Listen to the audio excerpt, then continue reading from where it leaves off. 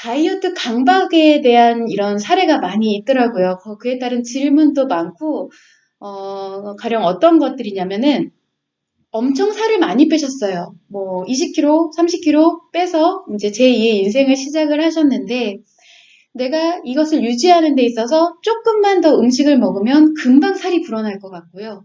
그리고 유지를 하려고 운동을 거의 매일같이 3시간씩 하는데 몸이 아파도 그리고 힘들어도 신경 쓰지 않고 거의 3시간씩 하는데 이 운동을 안 하면 살이 좀 확 쪄버릴 것 같은 이런 생각이 들어서 이런 강박과 스트레스 때문에 너무 괴롭다는 의견들이 굉장히 즐비합니다.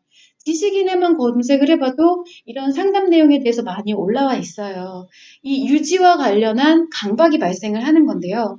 그런데 조금 안타까웠던 점은 뭐냐면 이러한 심리적 문제를 단순히 강박이라고만 생각을 하시는 거예요. 이게 뭔가 큰 문제라고는 생각을 안 하게 되는데 이것은 엄밀히 기존의 심리학에서 진단을 하면 거식증 증상입니다. 거식증을 앓고 계시는 거예요. 그래서 기존의 심리학 진단 기준이 어떻게 되느냐?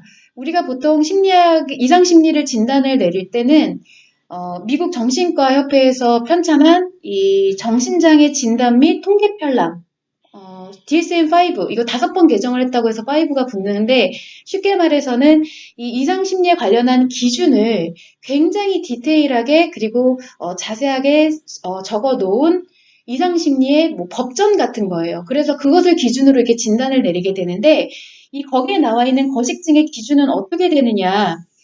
보통 정상 체중의 15% 이상을 감소하는 경우, 그것이 이제 6개월 이상 지속이 될 때라고 하면은, 와, 저 정도면 심각한 거 아니야? 라고 생각을 하실 수가 있는데, 보통 15%라고 하면요. 내가 만약에 55kg다 라고 했을 때는 15%면 거진 한 7, 8kg 감량을 해서 48kg에 해당이 될 때고요. 그리고 이제 저 같은 경우는 이제 제 평균 체중이 62kg가 정상 체중입니다.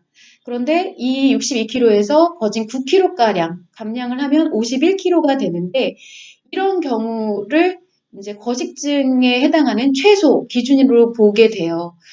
그런데 우리가 이 48kg, 51kg로 보면 아주 당연하게 생각하는 미용 체중이란 말이에요. 지금 우리 여성분들 같은 경우는 그 정도야 뭐 미용 체중 아니야? 라고 생각을 하시는, 쉽게 생각을 하시는 경우가 많은데 이게 거식증, 이 15% 이상을 넘어갈수록 이 기준이 시작을 해서 그 이상을 넘어갈수록 거식증에 해당이 된다라는 거고요. 그리고 이런 신체적 문제가 없는데도 3개월 이상 월경이 발생하지 않을 때, 무월경 증상일 때, 이 부분에 대해서는 또 나중에 좀 추가적으로 설명을 드릴 수 있을 것 같은데 그런 경우라든지 이 건강을 위해서 최소한의 체중을 유지하는 것을 거부할 때 혹은 내가 굉장히 말랐음에도 불구하고 살쪘다고 생각이 들 때 이러한 기준이 충족이 되고 6개월 이상 지속이 되면 거식증이라는 진단을 내리게 됩니다. 그런데 지금 들어보시면 굉장히 평범하죠. 일반적이죠. 우리나라에서는 굉장히 일반적으로 생각을 하는 부분이에요.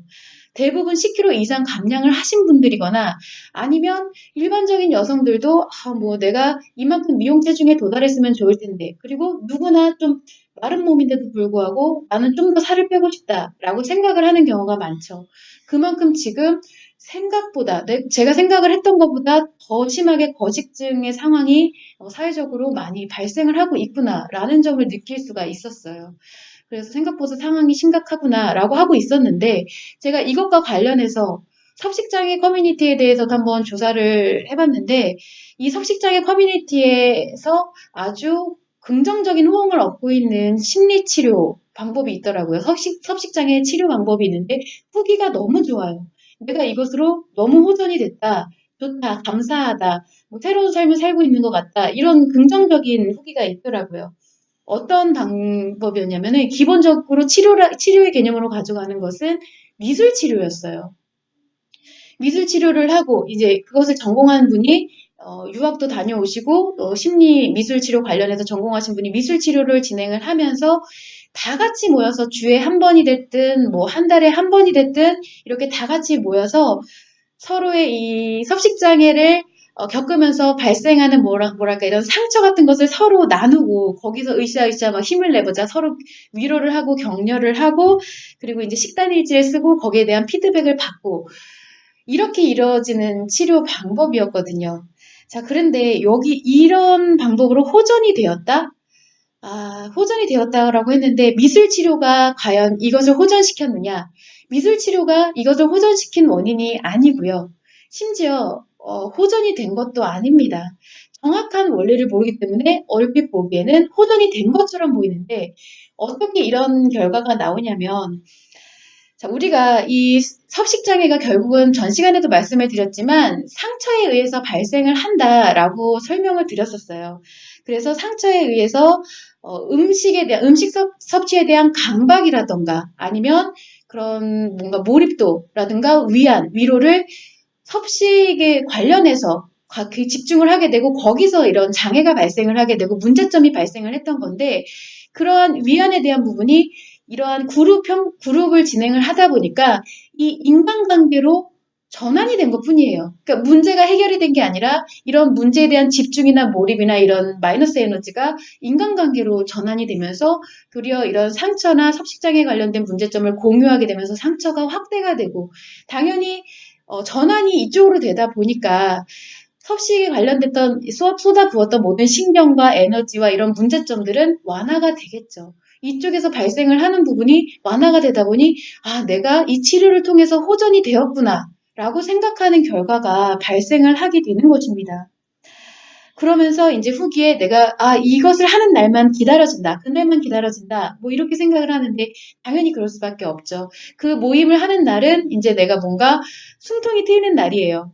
기분 전환이 되고 상처도 서로 공유하게 되고 피드백을 받으면서 위로와 관심이 들어오고 하다 보니 일시적으로는 이게 조금 나아지고 좋아지고라고 생각이 들지만 만약에 이렇게 열심히 그쪽으로 전환을 해서 몰입을 하던 사람이 이 그룹 자체가 없어진다라고 했을 때는 과연 어떻게 될까요? 이게 치료가 근본적인 원인인 상처가 치료가 되지 않은 상황이고 지금 계속 그룹을 통해서 확대가 됐었던 부분인데 아마도 이 사람은 또다시 섭식장애로 빠져들어서 더 큰 문제가 발생을 하거나 아니면 또 다른 위로와 전환의 거리를 찾아서 그쪽에서 문제가 발생할 확률이 굉장히 높고요. 그리고 이것을 진행하고 있는 치료사님, 상담사님이라든가 그 안에 그룹원들 전부 다 지속적으로는 심리 문제가 악화될 가능성이 굉장히 높다라는 겁니다. 결국 이분한테 엄청나게 의존을 하게 되는 결과가 일어나게 될 거예요. 의존 정도가 그냥 일반적인 의존 정도가 아니라 내가 섭식장애가 발생했던 만큼의 그러한 중독 형태로 일어나게 될 확률이 굉장히 높고 그만큼 위험하다라는 점이죠. 그래서 이 부분을 뭐랄까 나쁘다, 좋다 이렇게 말씀을 드릴 부분이 아니라 정확한 원리를 모르기 때문에 계속 문제가 반복이 되고 거기서 벗어날 수가 없고 상담을 하시는 분 혹은 상담을 받으시는 분 또한 마찬가지로 다 모르고 있기 때문에 발생하는 부분이었다. 하지만 보고 있을 땐 굉장히 안타까운 점이죠. 우리가 지금 이제 사회적으로 더 이상 거식증에 대한 이런 섭식장애에 대한 부분을 이런 경계를 할 필요가 이제 좀 심각하게 이르렀다라는 생각을 하게 됐어요. 그래서 이러한 경계뿐만 아니라 해결에 대한 부분도 좀 더 정확하게 알려줘야겠다라는 생각을 많이 하게 돼서 어떻게든 그분들이 이제 뭐 심리 치료를 하세요. 뭐 한국심리교육원에서 상처 치료를 하시고 킵 다이어트를 하세요라고 말씀을 드리는 부분이 아니지만 그렇게 되면 더 좋긴 하겠죠. 그런데 그런 것이 꼭 아니더라도 지금 어떤 문제가 정확하게 객관적으로 어떤 문제가 지속이 되고 어떻게 더 나빠져 가는지를 정확하게 좀 아셨으면 좋겠다라는 생각이 들어서 제가 또 이렇게 서두를 좀 더 한번 길게 얘기를 드려봤습니다.